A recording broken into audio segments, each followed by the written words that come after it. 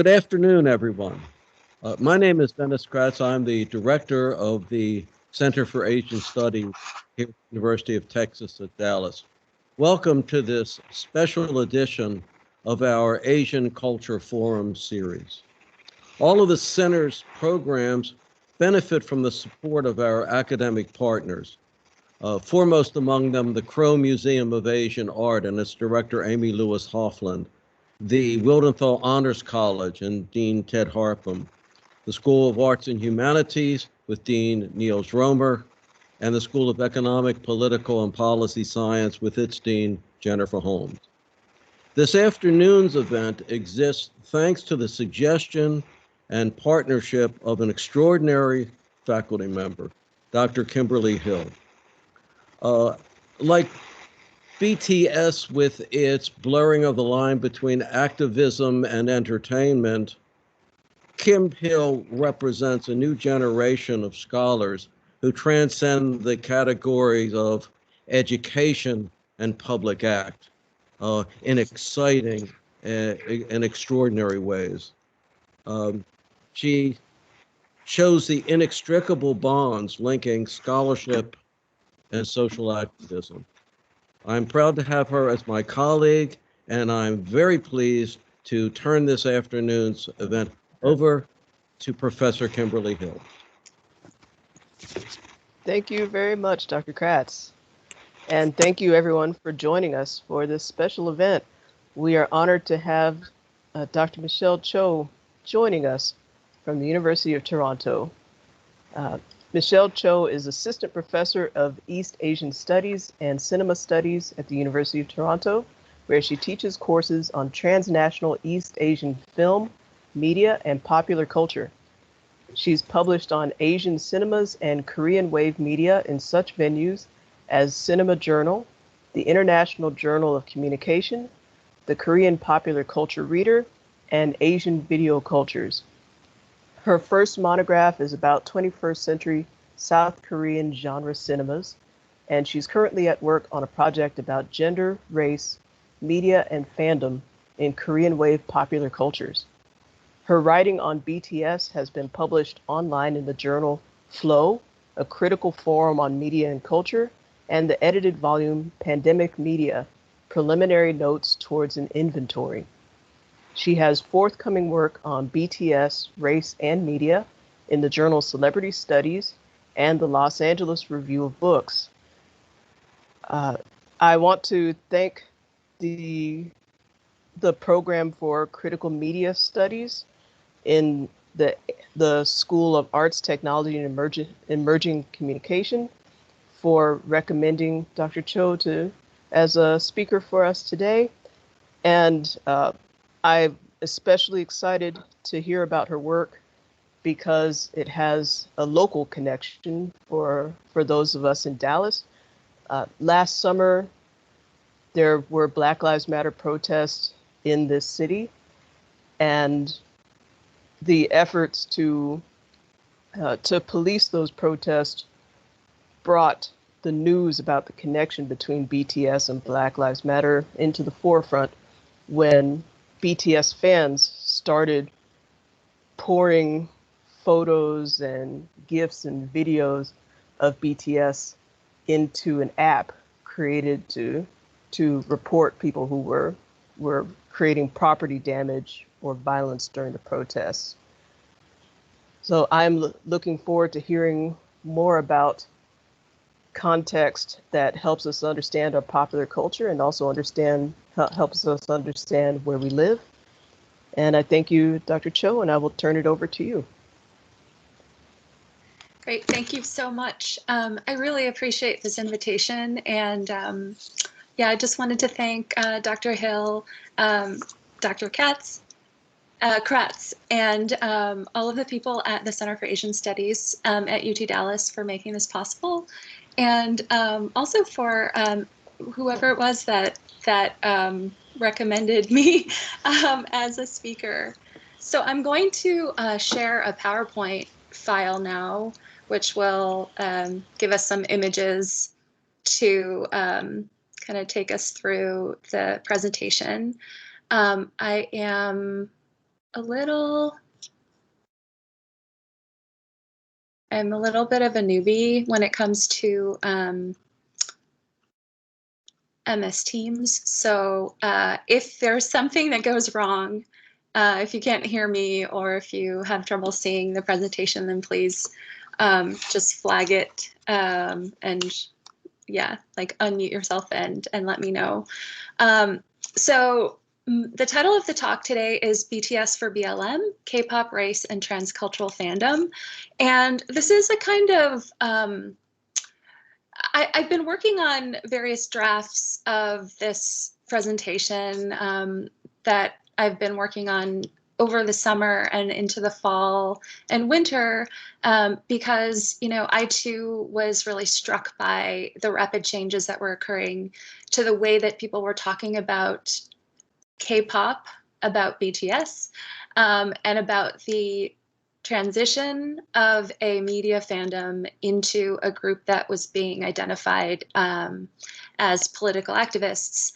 And there was also, of course, a kind of correction to that designation that also happened. And we owe a debt of gratitude to a lot of fans, many of them people of color, who were able to add some more nuance to this discussion. And so that's something that I've been really thinking about and mulling over these last several months.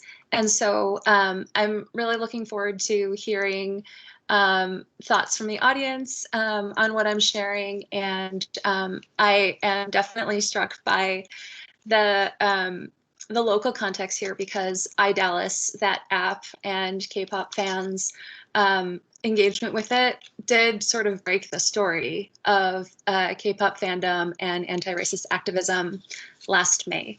Okay, so I'm going to read and in an effort to kind of cram in all of the stuff that I want to talk about. I kind of have to read, otherwise I ramble. So sorry about that. I know it can be hard to listen, but hopefully I can elaborate anything that wasn't clear in the Q&A. Okay, so this presentation has two goals.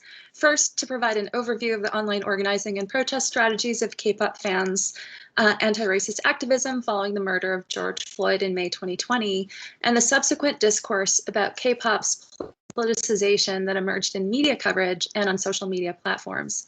My second goal is to contextualize K-pop group BTS's history of engagement with Black pop cultural forms, to argue for a counter-narrative to that of interethnic antagonism that's been a feature of media discourse on Black-Korean relations since the late 1980s. So by bringing these accounts together, my talk aims to enrich our understanding of the political significance of emergent fan identities, while emphasizing the need for historical grounding in our discussions of race and transnational pop cultural phenomena. So, part one, BTS, well, K-pop for BLM. And I'm going to talk about a bit of a slippage that happened through media coverage of K-pop fans and BTS fans in a minute. So since 2017, the K-pop group BTS has made steady and successive inroads into the pop musical mainstream in the United States. The latter has historically been defined by notions of both commercial success, radio play, single, and album sales as tracked by the Billboard Hot 100 and Top 200 albums charts, and streaming numbers on platforms including Spotify, YouTube, and Apple iTunes, as well as media coverage on legacy broadcast networks and prestige print publications. BTS's crossover success in North America is the outcome of the collaborative effort of multiple parties. A, the artists, who are dynamic stage performers. B, the group's management agency, Big Hit Entertainment, an American publicity, marketing, and distribution team at Columbia Records, and C, the group's large, diverse, and passionate international fandom, collectively referred to as the BTS Army. BTS's fandom was instrumental in advancing the group's visibility in the crowded pop music market, both in the Korean commercial music industry and the even more exclusive US market. The group first made headlines after receiving the Billboard Music Awards fan-voted category Best Social Artist in 2017 by garnering a record-breaking tally of over 300 million votes. When this occurred, mainstream media outlets in North America were left scrambling to contend with their ignorance of a pop phenomenon that garnered such intense support. Even as journalists and network television shows were beginning to interview and book the group for appearances, most stuck to an approach that represented the group as an exotic foreign act rather than acknowledging the familiarity of BTS's musical and visual aesthetics. The group's sonic, visual, aesthetics and choreography have always been hybrid and transnational in nature, and BTS's body of work reflects the influence of American pop aesthetics and youth culture across the Asia Pacific. Eventually, media coverage of BTS began to shift in perspective from an explicitly Orientalist framing to one of breathless celebration of their popularity. Often foregrounded in celebrity profiles of the group were the legions of stans, or particularly fanatic fans, who assembled en masse on social media platforms. Thus, the standard media narrative in the US treated BTS primarily as internet celebrities, a category of celebrity that Crystal Abaddon has defined as, quote, all media formats, people, products, icons, figures, etc., that attain prominence and popularity native to the internet. Although the spillover effects and afterlives may include cross-border flows outside of the internet, close quote. BTS and ARMY had depicted as two sides of the same coin, inseparable and symbiotic entities, marking a new form of fan celebrity that exceeds any model of parasocial interaction theorized in more conventional cases of celebrity fandom.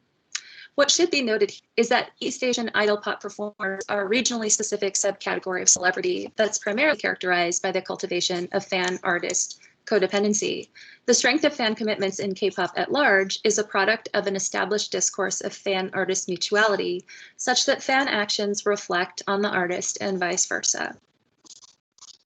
So given this structure, when the Black Lives Matter movement gained renewed media attention and growing support after the police perpetrated murder of George Floyd on May 25, 2020, in the midst of pandemic lockdown conditions, K-pop fans became a flashpoint in online pro-BLM activism.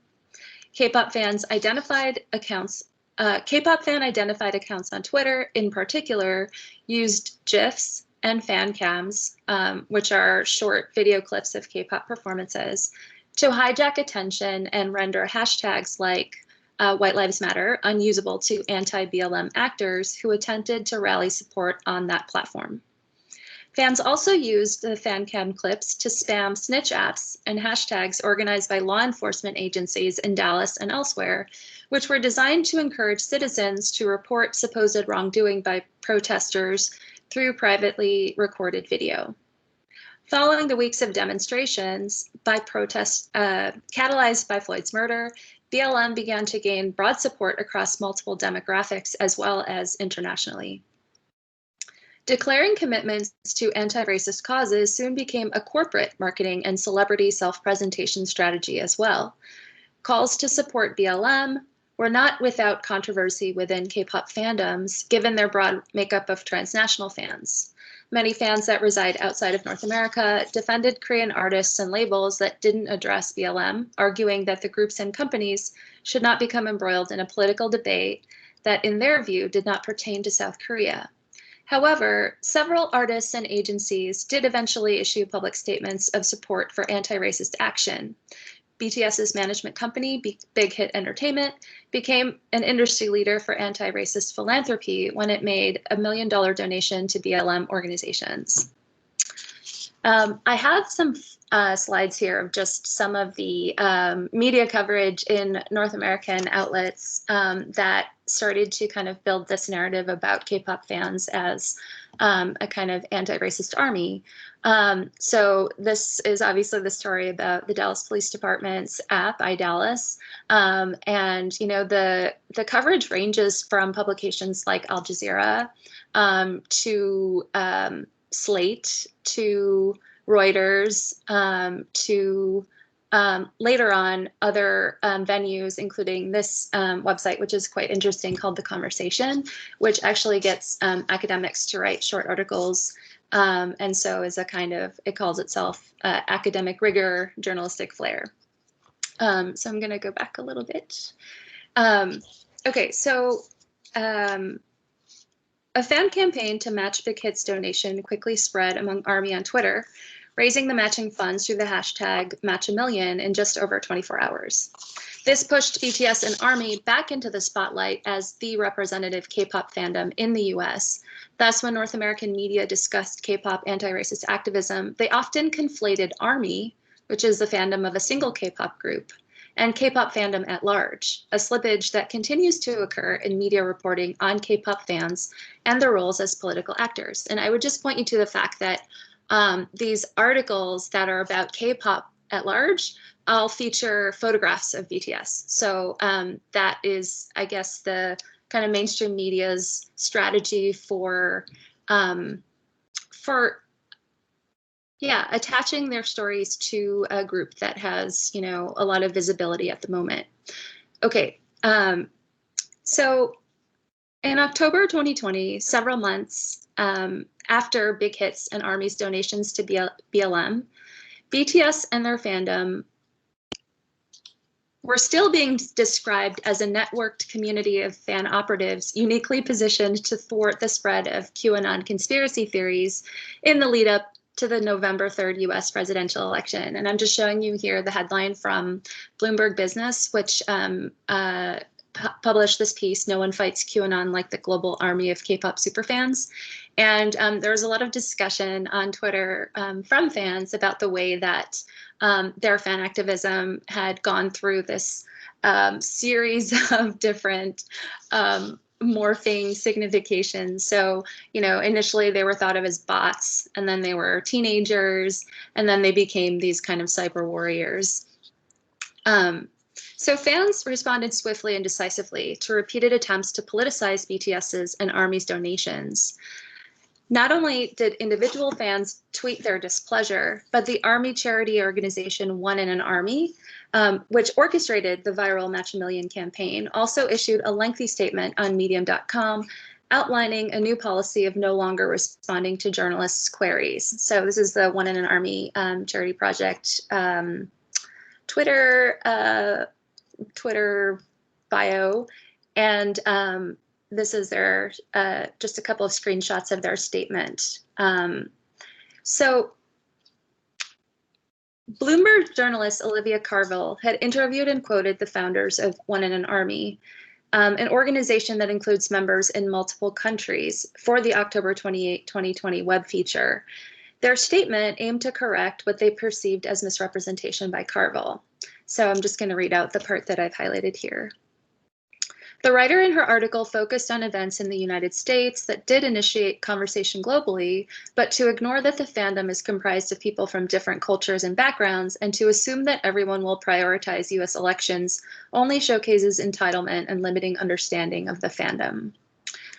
One in an Army statement highlights one of the main axioms of my presentation today, which is that the politics of fandom, in the case of ARMY, and in K-pop fandom more broadly, are extremely complex and cannot be generalized.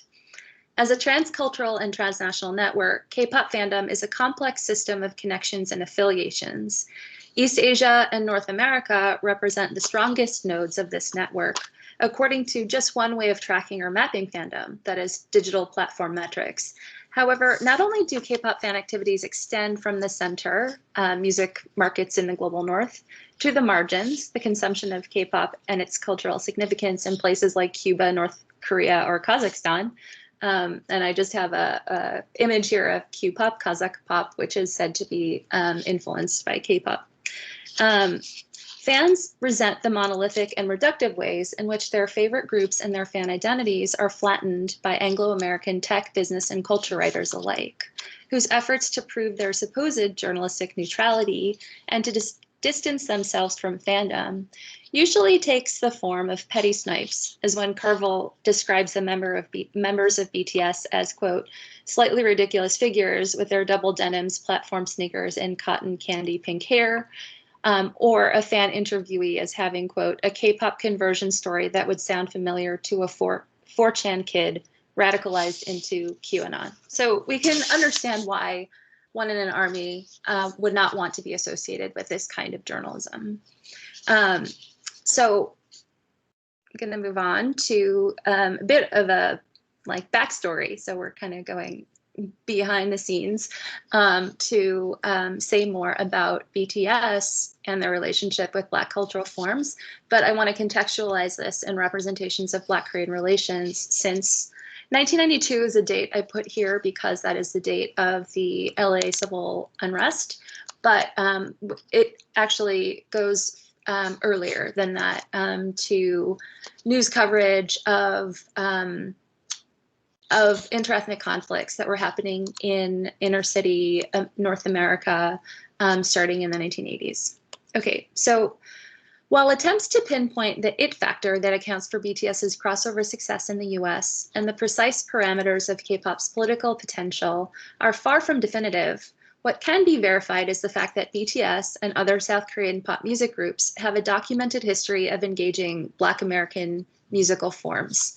And for an extremely informative account of this, I'd point you to Crystal Anderson's excellent book, The Soul and Soul, African American Popular Culture, Popular Music and K-Pop. So BTS regularly references the group's musical roots in hip hop and their identification with an American hip hop ethos as a global youth cultural idiom of social critique from below. These elements make up the core of BTS's star text, which encompasses a classic coming-of-age narrative that runs through their body of work. BTS's engagement with Black American popular music has brought them criticism from some fans and observers for what they perceive to be acts of cultural theft and minstrelsy. But I would suggest here that a complicating factor in these assessments of BTS's early hip-hop idol performances as embarrassing racial masquerade is the complex interracial dynamic portrayed in American Hustle Life. So I'm going to talk about that for the next little while. So American Hustle Life, or AHL, is one of the group's early reality TV series produced and broadcast by South Korean cable music television network Mnet. In AHL, BTS traveled to Los Angeles for what the show calls a hip-hop boot camp to learn about hip-hop's history, cultural context, and aesthetics, especially its West Coast iteration, as represented by Warren G and Coolio, who appear on the show as the group's mentors. In AHL, BTS connect with various LA creative industry professionals working in the arenas of music production, choreography, and performance, including the aforementioned Warren G and Coolio, gospel artist and vocal trainer Irish Johnson, Asian American hip hop choreographers Jenny Kita and Jolie Lee, and beatbox artist Faz. The group members, many of whom are on their first overseas trip outside of Korea, are also filmed interacting with primarily Black and Latinx Los Angelinos. That's a poster image. And yeah, I have some screenshots of the show that feature these locations that I think are very, very significant in where they are placing the group and how they're interacting with other people in these spaces. So,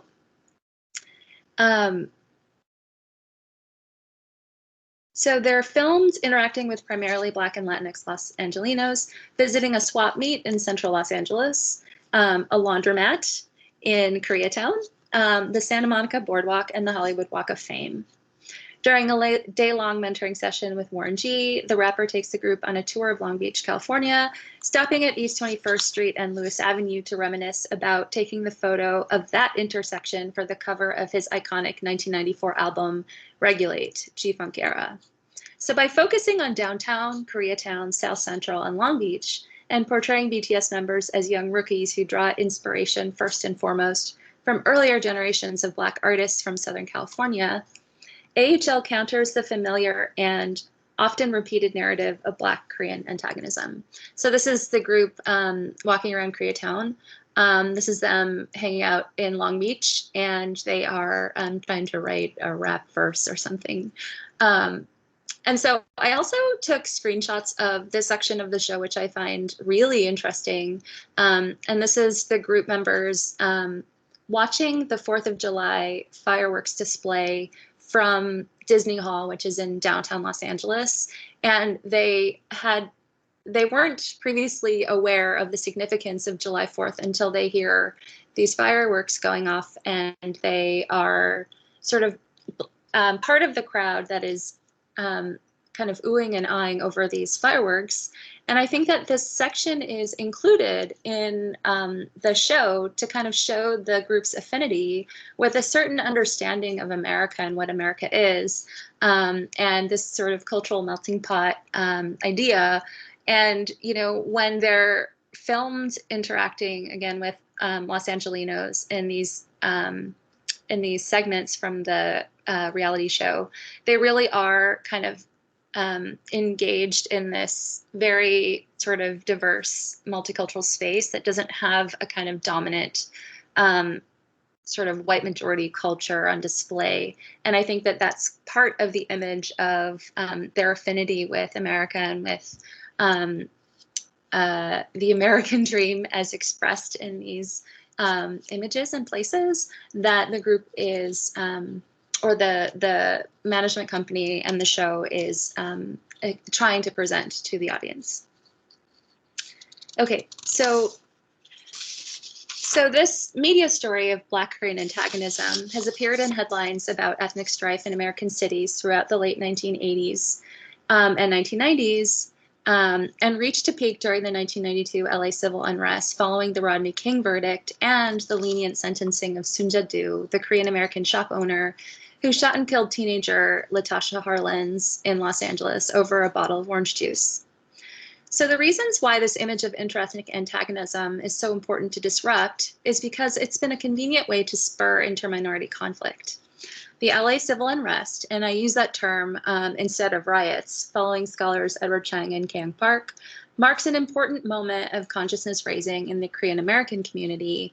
And I would argue that, you know, this kind of self-consciousness as an identity group with political claims also kind of travels back to South Korea through media coverage of this event.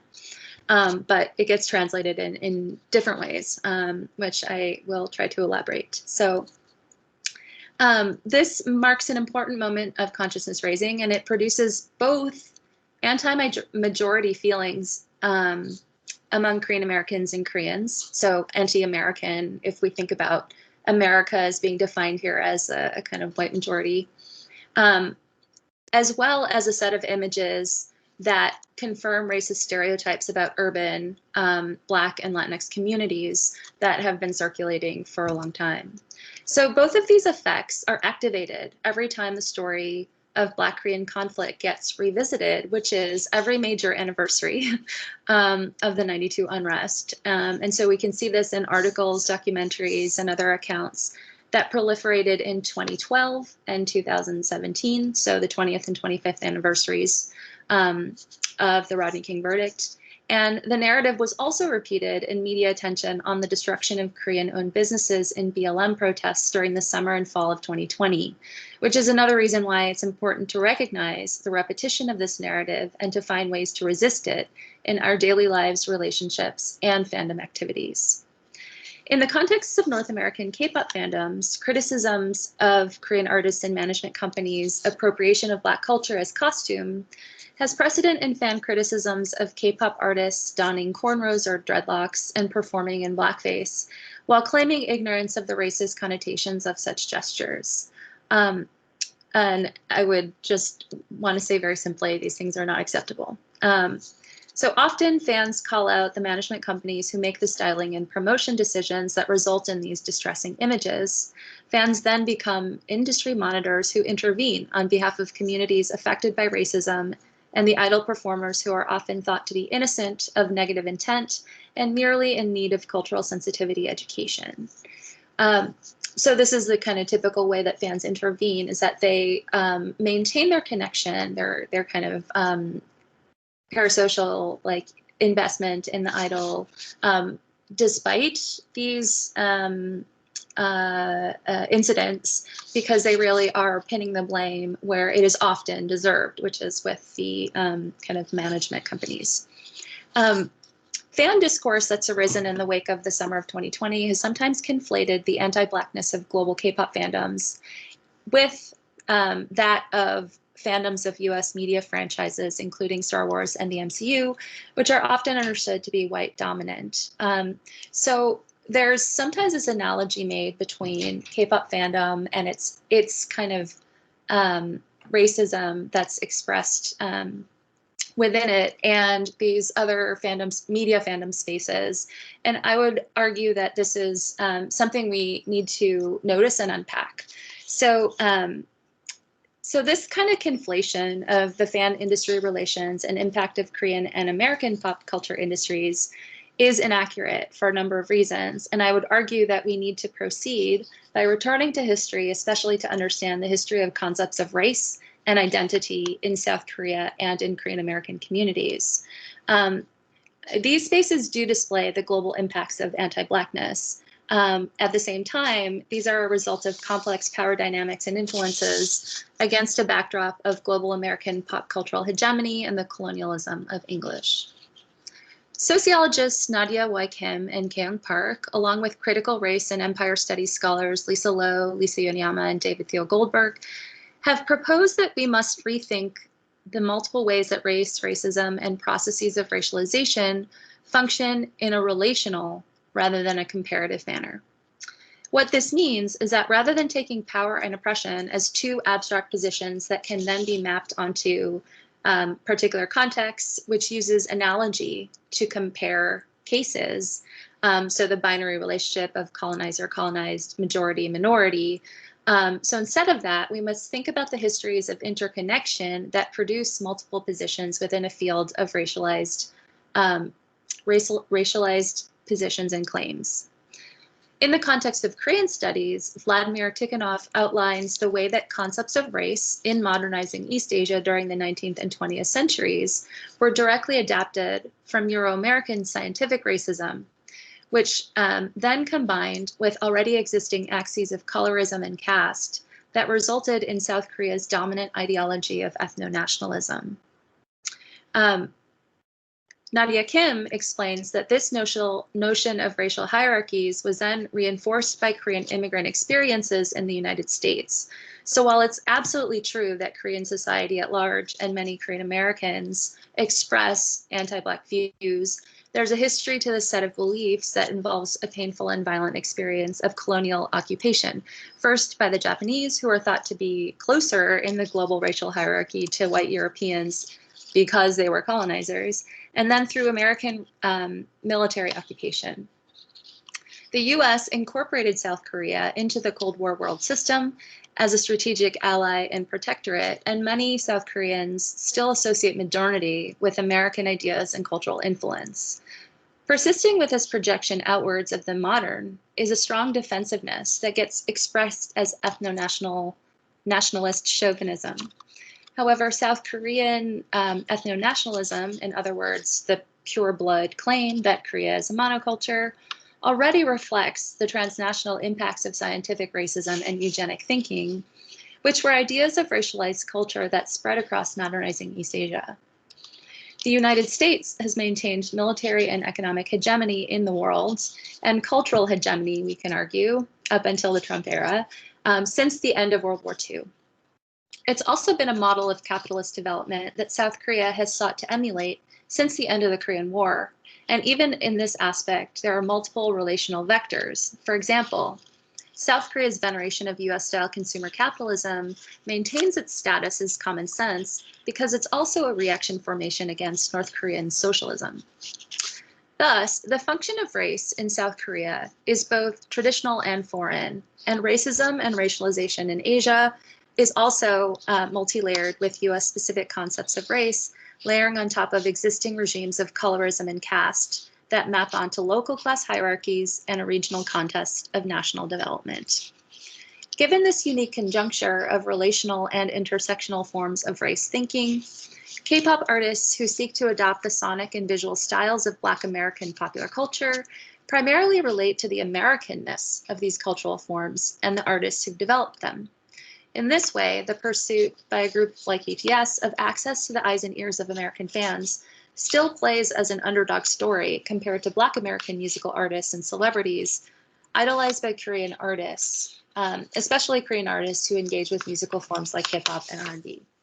Sorry, this slide I meant to advance to a little bit ago, but it just shows you two books that are Sorry about that. Two books that are written by the sociologists that I mentioned earlier, Nadia Kim and Kyung Park. Okay, so this veneration of Black musical artists may contrast, however, with common attitudes found in the Korean American diaspora and the South Korean public, since historically South Koreans have looked to white America for cues on how to be modern and successfully capitalist. As such, many have also internalized as common sense American society's fundamentally anti-Black norms. This is learned behavior and can be seen in the popularity of the model minority stereotype among whites and Asians alike. However, in K-pop celebrity cultures, groups like BTS have made concerted efforts to center Black American culture as American culture writ large. Thus, their support for BLM, although not without controversy, has been viewed by many as sincere advocacy as opposed to being a mere gesture of brand management. Criticisms of the K-pop industry on the part of fans are generally very warranted, and I think the industry calls for this given how reliant on fan engagement it is. But I would argue, I would encourage us to be alert to colonial residues in our own discourse whenever we hear arguments about how K-pop or Korea aren't ready for global spotlight or sufficiently modernized or mature to be consumed in North America. We need to remind ourselves of the historically exclusionary function of theories of progressive historical development that these statements are repeating. I have just a kind of example here from an article that I think is really great in many ways and brings up a lot of very important criticisms of fandom. But I also find it telling that, I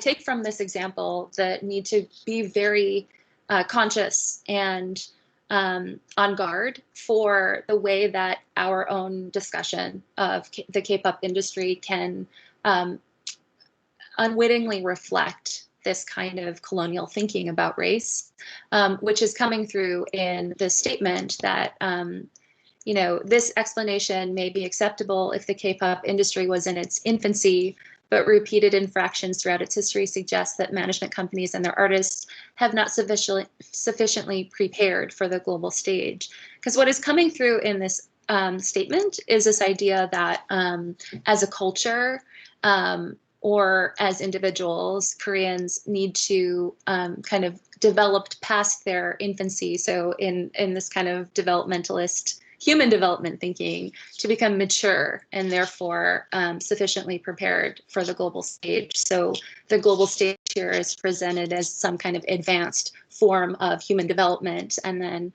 Koreans need to recover from their backwardness. Okay, so yay, I think I'm going to be able to fit everything in. So I'm coming towards a conclusion. So while filming AHL, American Hustle Life, in 2014, BTS were also in Los Angeles to record their first full-length studio album, Dark and Wild, which followed on their EP, School Love Affair, which was an undeniable throwback to 90s hip-hop. The relationship between BTS and Black culture can be described in a close examination of the aesthetics and production practices of the group and their building of a star text and ethos that emphasizes their roots. The group began as an incongruous hip-hop idol group, and their musical and visual style from this era constitute the roots to which the group returns throughout their career. Central to the group's modus operandi, as well as the transmedia story world that the group has built across several album series and paratexts, are the practices of sampling, repetition, recursivity, and remix in a citational mode that also characterizes American hip-hop. School Love Affair, Special Edition, was re-released in October 2020 and entered the Billboard 200 Albums chart for the first time as a timely restatement of the group's commitment and debts to hip-hop and Black culture. This follows on a multimedia promotion strategy that accompanied the group's 2020 album, Map of the Soul 7, which included a short documentary released on the Bangtan TV YouTube channel that testified to their self-conscious inclusion of Black artists on their lead single, On. Using a marching band and a gospel choir, the track may strike some listeners as an opportunistic use of elements of Black musical history to signal globality. In the case of the marching band, using an element made famous in pop music performance culture by Beyoncé's famed set at Coachella in 2018, which featured drumline choreography and step dancers in homage to HBCUs. The summer of 2020 also brought BTS's highest charting single to date, Dynamite, a pastiche of nostalgic Americana in the form of retro disco pop.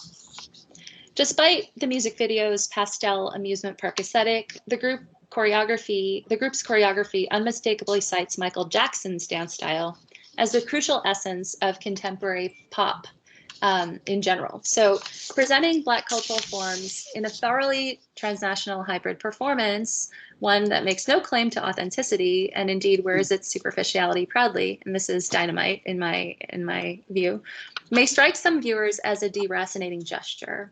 However, this move accords with a fuller account of BTS's body of work, which continually emphasizes the key concepts of mediation, multiplicity, self-fragmentation, and the performative demands of contemporary mediated selfhood, in which not only celebrities, but also everyday people deploy multiple public personas.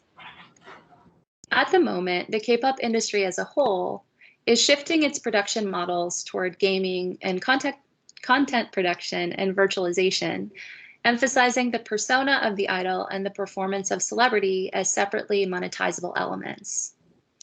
Given the imminent disappearance of BTS members when they're called to serve their mandatory military service as ROK citizens, the Korean pop idol industry shift towards celebrity virtualization makes a lot of strategic sense.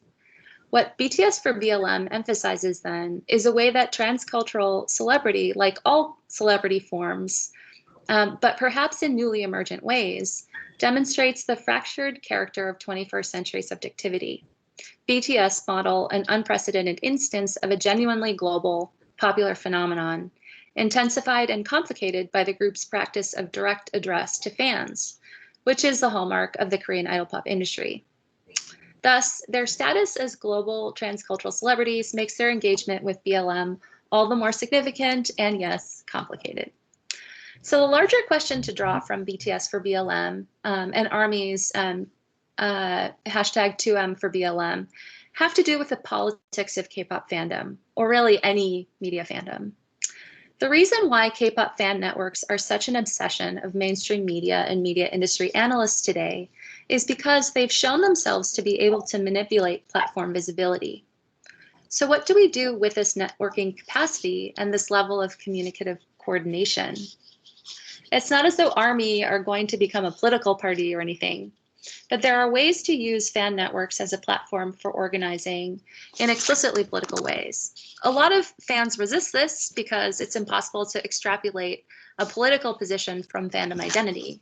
But what else is possible with this kind of network power? So that's a question that I leave you with. And I'm going to end here, and I look forward to your questions. Oh. In here? Do I go fucking what? Shoto. Yes. Hello?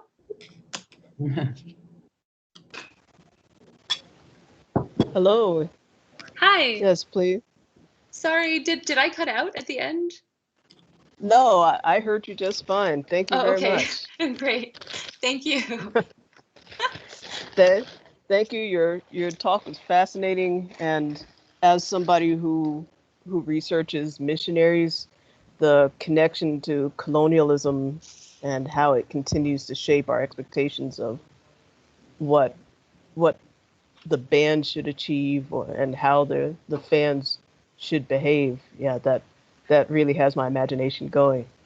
But first, I'd like to turn it over to our audience. If you have questions for Dr. Cho, you are welcome to either put them into the chat box, or you can raise your virtual hand, and I will go down the list. Okay, I see a virtual hand already from Kimmery. Yes, please give us your question. Yeah, hi. Thank you so much for your talk. It was really interesting. I really liked your part about thinking about the colonial aspect of all of this.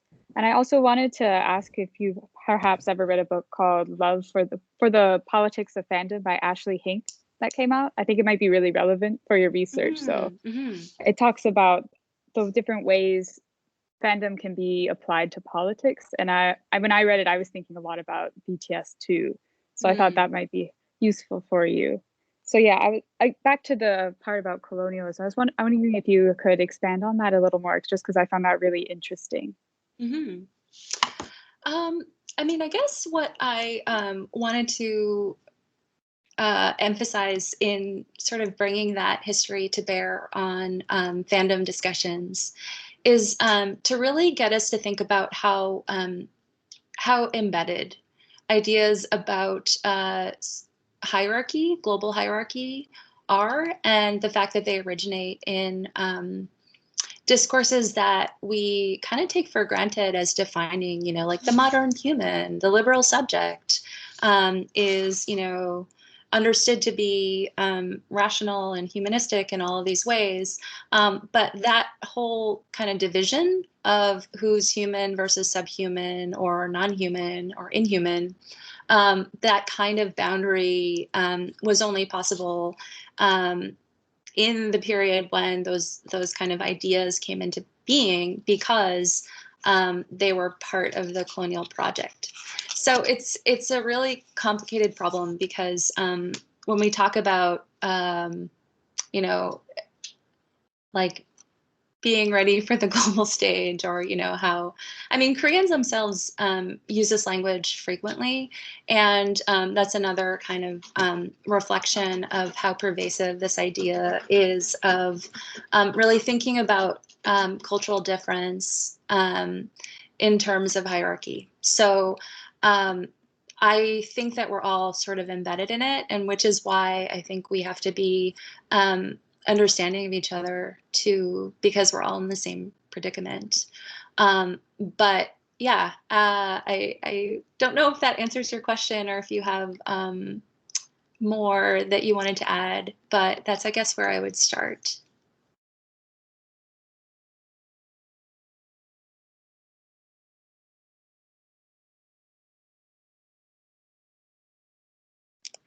Oh.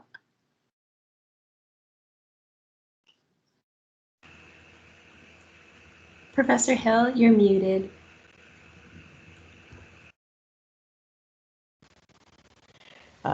My apologies. You'd think after a year I'd get the hang of this.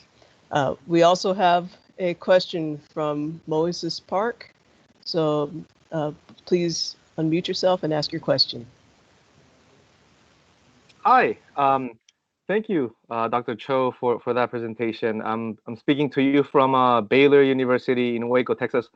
I belong to the Latin American Studies program here. My interest is the Korean wave in Latin America, and I don't know if you know, but recently Chile changed the constitution, and they had a huge, massive protest, and the Ministry of Interior suggested that a lot of those that were interacting in social media and were part of the mass protest were K-pop fans, and that was a surprise for many, and it was mocked. My question really goes to that. Is there a demographic correlation in the politics, simply because in the case of Latin America, I think that in the US and Canada, there's more developing studies. A huge number of fans are teenage female who carry on with that K-pop fandom. And by correlation, not causation, they tend to favor political ideology that resists the status quo, patriarchy. And I wanted to ask you if, in the case of the US, you see that same pattern where there's a correlation of demographics, where the fans are naturally more inclined to have an affinity to feminist and inclusive politics. That's a great question. And I had heard about the Chilean case and I wanted to know more because from what I could gather, it did seem like there were a lot of people that were involved in the demonstrations there and the activism there, who also happened to be K-pop fans. So that's something that we need to think about to complicate the story. That you know, the K-pop fans who became involved in the anti-racist activism, they may have, already been interested in progressive or social justice causes, and so it's not like their identity as K-pop fan precludes them from also identifying themselves in other ways. You know, like identities are overlapping. And so I do think that there is definitely a correlation. And again, we don't know if we can propose causation in just the demographics that are quote unquote very online. And K-pop fandom tends to be very online and uses platforms like Twitter to organize. I have been thinking about this a lot in relation to BLM activism more broadly because, BLM and other sort of feminist causes emerge through platforms as like hashtag activism. And you can, given the kind of skill and coordination of these networks of K-pop fans and how they're able to how they're able to control visibility on Twitter. You could, I mean, it would make sense to think about how, again, their ranks overlap with other activists or users who are using the platform to amplify certain activist causes. And so that kind of coordination and ability to use the pre-existing networks, it really does suggest that K-pop fans, they may be doing a lot of other stuff as well and engaging in this kind of activism. Thank you. Mm-hmm.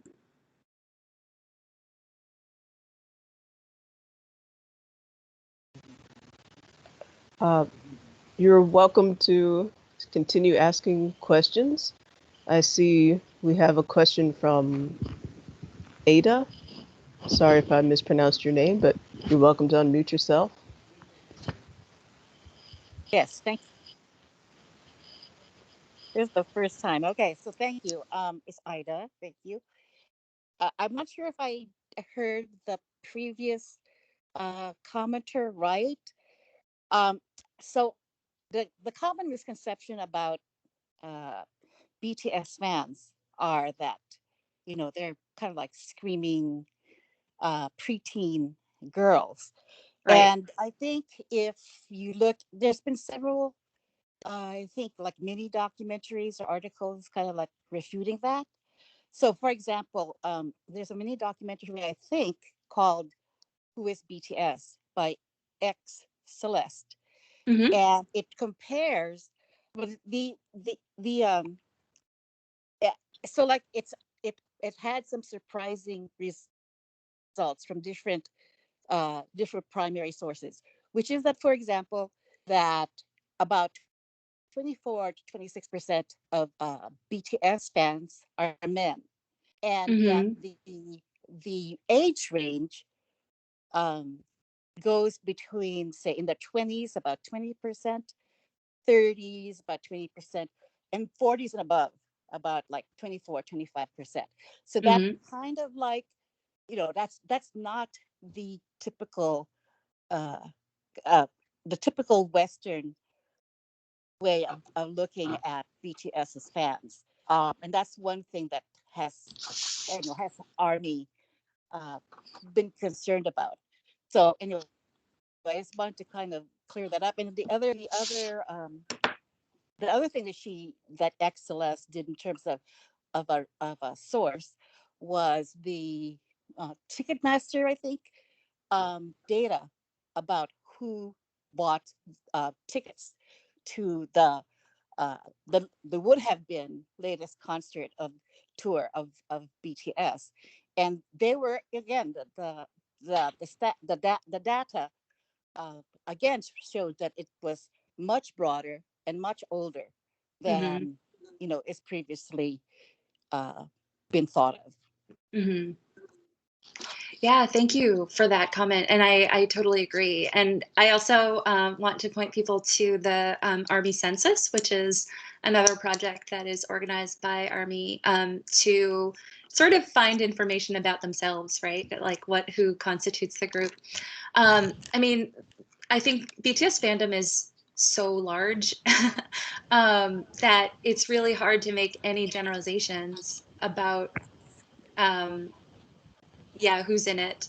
And I agree that there has been this common misrepresentation of the fandom as teenage girls. And that is also, a problem of the way that boy band fandoms are described. And it's usually as a way to kind of diminish their significance or to sort of denigrate the fandom. There was also a lot of discussion of them being overly enthusiastic and all of that, and that has sort of changed, I think. But I would say that it's important for us when we're thinking about again BTS a fandom or K-pop fandom as a transcultural phenomenon, to also think about the fact that K-pop as a form of musical production. So, the kind of commercial idol pop industry in South Korea, it's a pretty mainstream youth culture in East Asia or Southeast Asia. In regional terms, it doesn't have the kind of subcultural or countercultural connotations in that region, and it's consumed in all of these other places, however, where it does have that connotation. So it's sort of like multiple things at once. And when we're talking about, again, East Asian K-pop fans, I'm sure that they're much more diverse than they are represented as. But in South Korea, journalists talk about them specifically as a teenaged interest. And so that's who the industry is targeting there. But I agree with you that there are things that accompany that assumption that are really problematic that we need to resist. And that's why it's really great that Army are so agential, like they take agency in correcting misconceptions and creating information about themselves. It seems that a broader understanding of the age range and diversity in Army could also lead to rethinking the implications of the political connections. Absolutely. I mean, I was thinking about the kind of so I get from this book, which I have right next to me. I don't know if you can see it. Hashtag Activism, Networks of Race and Gender Justice by Sarah Jackson, Moya Bailey, Brooke Wells. They discuss in that book various hashtag campaigns, including BLM. And they're talking about people who are involved in this kind of activity, who are not teenagers, and who may have been on Twitter for, at this point, I don't know, 15 years or something. And so that kind of long-standing engagement, but also a concerted effort to kind of teach people who are interested in similar causes the techniques that they've picked up over time of how to be most visible and most effective on the platform, gives us a sense that these are not, again, teenagers. They're people with fully formed they tend to be maybe millennials more than Gen X and boomers, Gen X and boomers, but, we can't make those assumptions either. I am switching to the chat. We have a question from JLM. Do you think Dana Chapman was presenting the global stage as the height of development? Or do you think she was making the point that being on an international stage inherently requires you to be more sensitive to cross-cultural needs?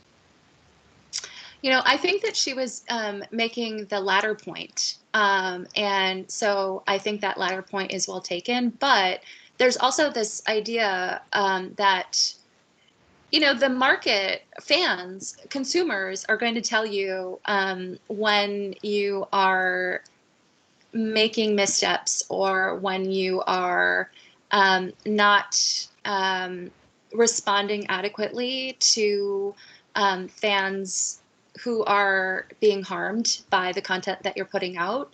So I think that it's not really a question of being quote unquote ready or that sensitivity is either going to come because the artists and the labels are sincere in their interest in speaking to fans who are from really diverse backgrounds, or they're not, and then they will be less successful. So presenting this in a kind of monolithic way, maybe that's an unfair characterization, but I sort of feel like there is a certain kind of categorization that's happening when statements are made that, like K-pop needs, as an industry as a whole, needs to ready itself for the spotlight or the global stage, and that generalization or categorization on the basis of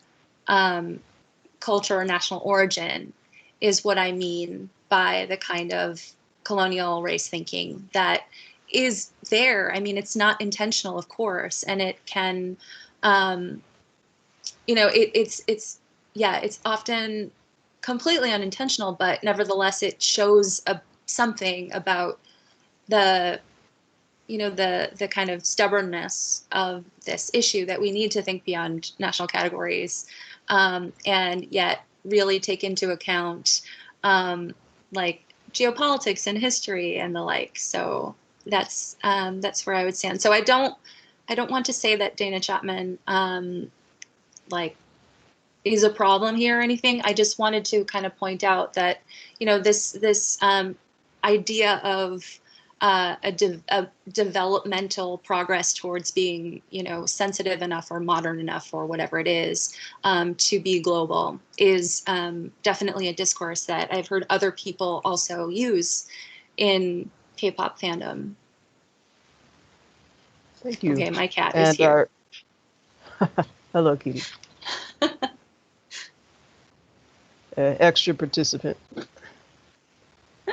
Our next question comes from Juan. You are welcome to unmute yourself.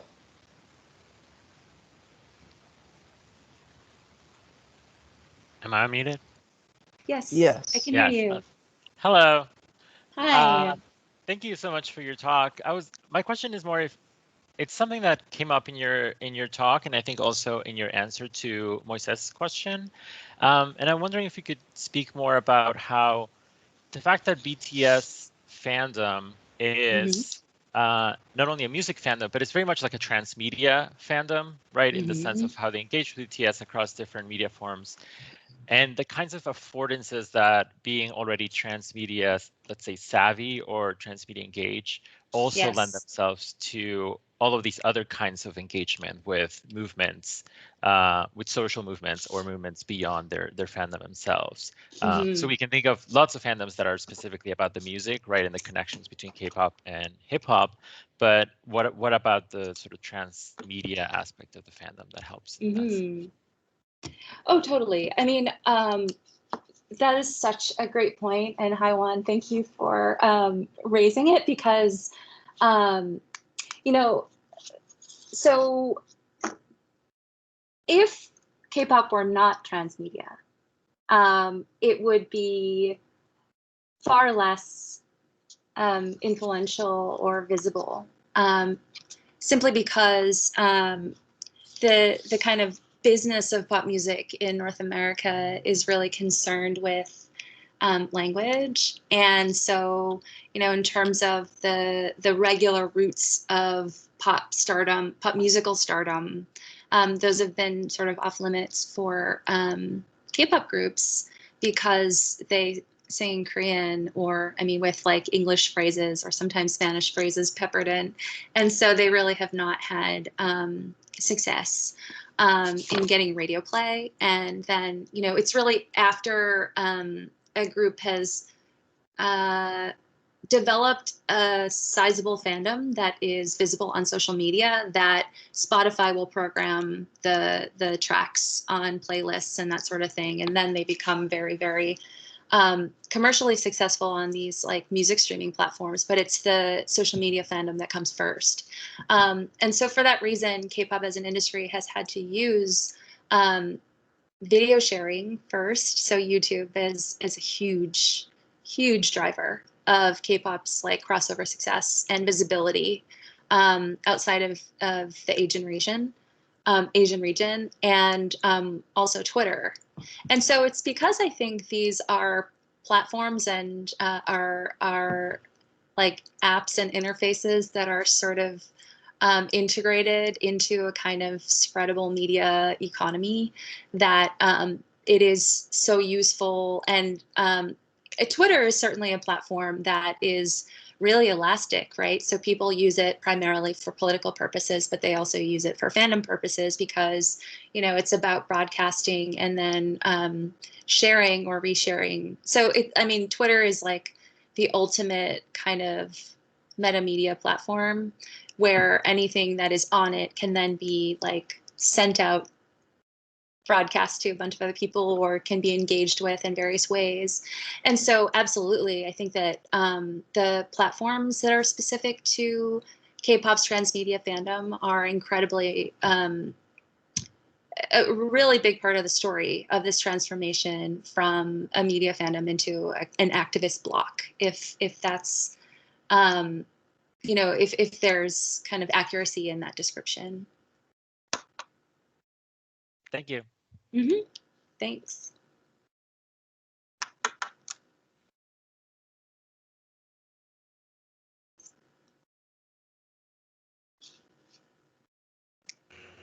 Professor Hill, you're muted again.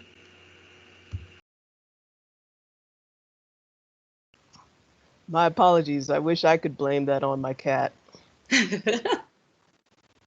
I'm going to combine two questions from the chat box. One of them has to do with the messaging in BTS music. The other one has to do with the diversity in the fan base. So many fans consider BTS music to be life-changing. Do you feel that BTS's messaging of love yourself, speak yourself, does this messaging go beyond an individual change? Does it contribute to how we think about social change as well? Second part of that, within the fandoms, there are those that push for BTS in particular to use their platforms and those that do not regarding BLM and other causes. And there can be fierce pressure from both sides, as well as shame and blame, etc. How do you think the fandom can learn to respect each other's perspectives and processes and level of understanding and awareness, especially considering the different national contexts? Yeah, those are such good questions. I definitely feel like BTS's messaging is incredibly important to the reason why they have so many fans and they appeal to so many people across different generations and geographical locations and just different walks of life, because their message, it's kind of a paradox in a way, because the love yourself, speak yourself message is very individualistic, and yet everything that they show and present in their music videos, in their performances, and in their kind of communication with fans is about collectivity. And so it's a sort of, you know, a message that transcends the individual. And I think that is absolutely, you know, a message that inspires people to kind of act in multiple ways, whether it's, you know, in their personal lives or in the sphere of kind of the social or social change. I was noticing actually during the like days following George Floyd's murder, so when BLM protests were really kind of erupting, that a lot of people were using imagery from BTS videos in a kind of non-ironic way to express their support. I mean, there was a kind of ironic, tongue-in-cheek use of like fan vids and you know, GIFs or GIFs. I don't know how to pronounce that exactly, but so GIFs of really cute idol artists, but then there are also people who are using BTS clips from like Suga's Techita video or from Not Today to kind of like unironically blend or bring together their fandom and appreciation of BTS's, you know, musical output and this moment of social change and a kind of rising up of collective sentiment for change. And so, yeah, I absolutely think that this definitely relates to the kind of overlap of identity I was talking about. So it sounds like, yeah, I agree completely. I think that, okay, so this question of, you know, how to negotiate this issue of, you know, some fans wanting one thing or expecting one thing from BTS, from their kind of pop idols, and then other fans not wanting to bring a kind of political bent into their fandom. And, you know, I've heard people talk about how, you know, in a way, they don't want to, the reason why they don't want to politicize fandom is that they don't want to introduce all of these divisions, because that kind of polarization already exists in, you know, every other sector of society or every other space that they engage in. And so they want their fandom space to be a kind of happy place or safe space for, you know, just expressing a love of a thing. But it's hard because fandom is not a safe space for everybody. I mean, that's obvious. And so I think that what's really important is, again, to underscore the fact that when you're talking about a media fandom as big as ARMY, you have to expect that you're going to have a lot of disagreement within the fandom, and there's not going to be like one position that should be imposed on the fandom either. That would be a little bit like authoritarian, actually. So I think ARMY, they come together as like a collective when people are writing about them or talking about them as a block, and that power is important to use for good. And I think that 2M for BLM is a really good example of a kind of coming together of the fandom behind a cause. But again, you know, it's not like every single ARMY participated in that, you know? So I think that it's important for fans to let the fandom be assemblages of subgroups of, you know, people that are going to come together and do things in the name of ARMY, but you don't have to get angry when they do something that is, you know, not something that you would have done. Although I guess, now that I said that, I would say that we should intervene when they're doing things that are like that you have real political objections to, right? That I think is, I don't know, it's a difficult question. So I almost feel like I have to leave it there and just underscore the fact that it's very, very complicated. But hopefully understanding the kind of history and the layering of the way that race as a category is operated in the different communities that, are traditionally associated with K-pop and with K-pop fandom is a way to preserve that complexity as opposed to trying to get rid of it somehow by dictating what people do or not. I was also going to say that, when so I've been like a K-pop observer, K-pop fan for a really long time, like since maybe 2008 or something.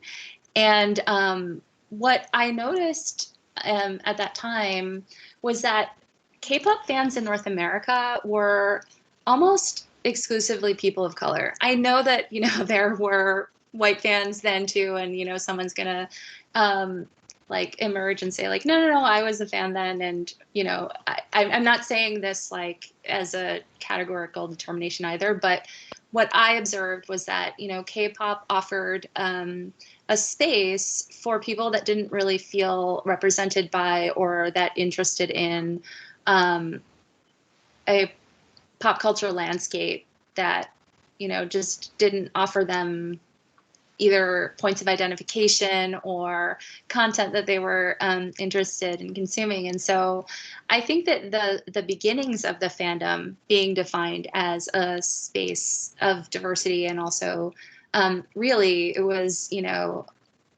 Asian, like diasporic Asians, and then like Latinx and Black fans. That's really who kind of made up the core. And so I think that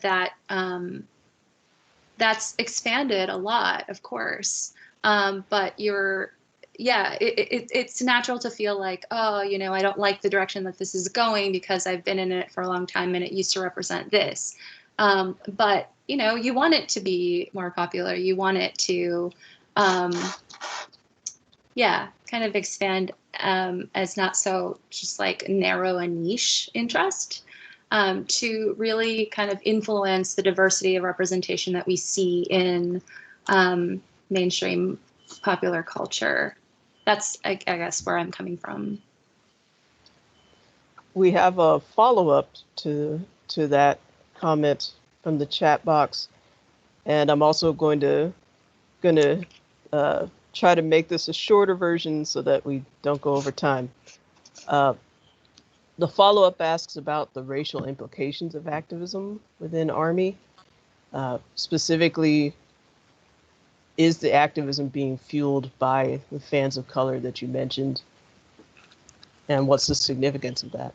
Mm-hmm. I think that it is, I mean, I feel like, yes, in a way, like when you look at organizers of hashtag campaigns for, One in an Army's fundraiser, it's a group that is composed of people with different national origins and different ethnic backgrounds, but there are definitely Black women at the helm. And so there is this, I think maybe it's helpful to think about One in an Army or 2M for BLM as slightly, let's not conflate it with the Idalis situation, because I feel like the attention jacking or like culture jamming particular hashtags that happened like immediately and spontaneously without a separate organization kind of putting together a campaign to do anything. That was a sort of spontaneous reaction. I think the act was started by a very young person, a kind of teenager who noticed that this app was calling for people to snitch, and then was like, hey, like K-pop fans, let's send them videos. And so that happened. But then the fundraising for BLM was a sort of more coordinated and organized kind of group effort that was really about collecting resources and directing them to political organizations, which is a more conventional understanding of political action than the kind of attention jacking, a kind of momentary, not momentary, but like a demonstration that has only that impact on the platform at that moment. So yeah, so I feel like we should think about these things as obviously related, because they were responding in some ways to the events on the ground, which were, the horrific murder of George Floyd, and then the kind of collective sentiment of anger and trauma and just like this can't go on, or this can't be okay. We have to do something.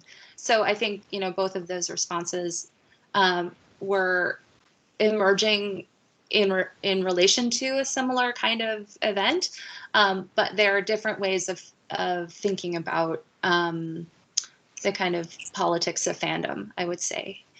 I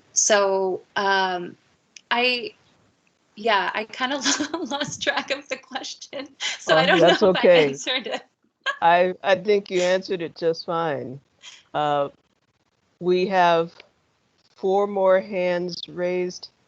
For the sake of time, I'm going to start with those who have not asked a question yet. So Andrea, you are welcome to unmute yourself, and then we're going to go to Todd. Okay, hello, thank you so much for this talk. It was so interesting. I want to follow up actually on exactly what you were saying about the difference between the fundraising and like these more spontaneous hashtag events. And this is something I'm interested in maybe personally thinking through. But I'm wondering how, because we talked about the problem of ARMY being misread all of the time, demographically, in media, whatever. I'm wondering if there's actually an advantage to that, or an advantage to this idea of like a diffuse, anonymized kind of network of actors with a kind of obscured identity, a kind of non-specificity or an illegibility, I guess, specifically when it comes to digital activism. So do we see that as helpful for the stuff that ARMY in particular is doing with like spam oriented activism, or does that fail somehow the specific needs of the racial demographics of the fandom? That is such a great question. I would say that so I am so glad that there's both this kind of spontaneous action that happens via kind of platform manipulation or platform just savviness, control, and something like Match a Million, which is a coming together of like durable groups that are organizing in a kind of clear way so that you can, track people down, and there's actually, some kind of accountability and, transparency to what's going on. I mean, I had the slide in my presentation of the BLM card that one in an ARMY came up with, and it was so great because it was, they never collected any money. They sent people to make donations to specific BLM associated organizations. And so it was just like so great. but so I'm glad for that duality because I think that what was really funny is that initially after the kind of hashtag jacking campaign and spamming these snitch apps, I had people who were asking me whether or not Anonymous had like infiltrated K-pop fandom, or whether K-pop fandom, or they were Anonymous was like acting in the guise of K-pop fandom and disguising themselves somehow. And so like Anonymous was coming back after being relatively dormant since, you know, the Occupy movement. And I was like, I don't think so, but I don't know, you know, I can't tell you that. But there were a lot of these comparisons between Anonymous and the K-pop fandom and the way that they were kind of behaving as almost like a hive on Twitter.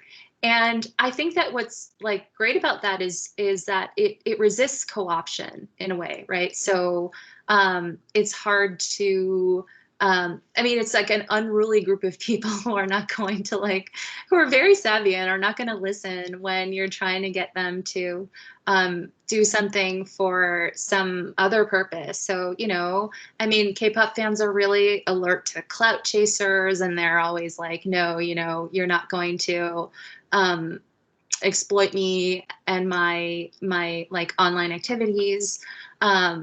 But, you know, at the end of the day, though, there is a exploitative relationship that is being perpetuated, which is with the platform. But, you know, how do we parse that? Because Twitter is actually, I don't know if it's solvent. Like, I don't know if they make a lot of money, but in any case, you know, there is this kind of problem of the private ownership of the platform.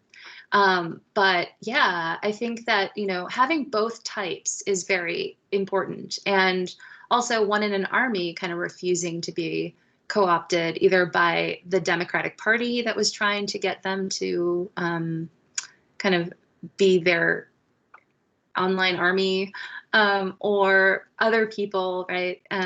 Other commercial interests. I didn't even bring up the issue of TikTok and the Trump rally. There's no time to do that, but that's another example of, you know, K-pop fandom being this nebulous kind of group of actors that can't be pinned down. Thank you. Mm-hmm. We have 2 more minutes left. Would it be okay if we take one more question, Dr. Joe? Of course, yeah. And I'm sorry I keep babbling, like going on too long. So yeah, we can go over, Todd, but I don't know if it's okay with you. well, I'm going to ask Todd to unmute yourself, please. After Hi, Todd's question, let's have hallway time. So we'll Yes. officially end the meeting, but we can stay on. Great, Hi, Michelle. thank Can you. you Todd, hear me? go ahead. Yes, I can hear you. Hi. Thank you for such a great talk. My question is, can you speak about any kind of reverberations you see about the content you presented today? I'm especially wondering, because I noticed, for example, in Seoul, there were, of course, BLM protests, and I'm kind of wondering whether Army, you've seen any connections between what Army has done and the spurring of other kinds of protests or movements in other BTS subcultures, let's say in South Korea or in Southeast Asia, or do you see Army as something kind of very specific to the U.S. Context? Mm-hmm. I mean, I can say something just about the kind of boomerang effect of K-pop, its crossover success, and especially BTS and their kind of like just immense fame, in the way that, you know, their views are brought back to South Korea. And there's a sense that, you know, what BTS, like what they say, what they represent is very kind of modern, and so I think that they have influence in that way. And, you know, some of the things that they've said have been interpreted as being really progressive, obviously on this point about BLM, but also in relation to sexual orientation and gender identity. And so I do think that there is that kind of boomerang effect. As far as whether or not it's influenced other army groups in Southeast Asia or in other regions, I can't really say, but I do think that there is this kind of like flow of information between fans. I think now that they congregate on apps as opposed to in the past where, the Korean fans and international fans were really separate. And they were separated by the infrastructure of fan communication, because fandom happened in Korea on the fan cafe in Korean. And then, the groups would kind of interact with fans elsewhere in English a little bit. Now it's really, I think, much more integrated.